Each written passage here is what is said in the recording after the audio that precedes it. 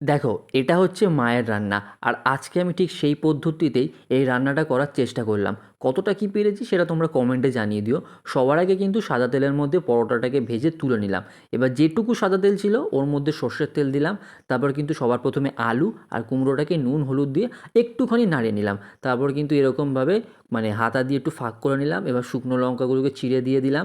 ওর মধ্যে দিলাম গোটা জিরে, কাঁচা পাকা লঙ্কা আর একদম ঝিরিঝিরি করে কেটে রাখা পেঁয়াজ।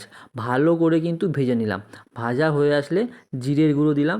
জিরের গুঁড়োটা দিয়ে ভালো করে ভেজে নিলাম। এবার কিন্তু জলটা দিতে হবে। জলটা দেওয়ার পরে একটুখানি চিনি দিয়ে দিলাম যাতে মিষ্টিটা হয়ে যায়। তারপর যখন ফুটতে শুরু করলো, হাতার পেছন দিকটা দিয়ে কিন্তু আলু আর কুমড়োটাকে ভালো করে ভেঙে দিতে হবে। ভাঙা হয়ে গেল। এবার কিন্তু ভালো করে ফুটতে দাও। তারপর কিন্তু ভাজা মশলা দাও। তারপরে আবার যখন বাটিতে রেখেছো তখনও ভাজা মশলা দাও। সবথেকে বড় ভুল হয়েছে কি আমারটা বেশি ঝোল হয়ে গেছে, যেটা একদমই হয় না। আর মিষ্টি একটু বেশি হয়েছে। তাছাড়া তোমরা জানাও তোমাদের কেমন লাগলো, আর পাঠাতে পারো তোমাদের প্রিয় রান্না।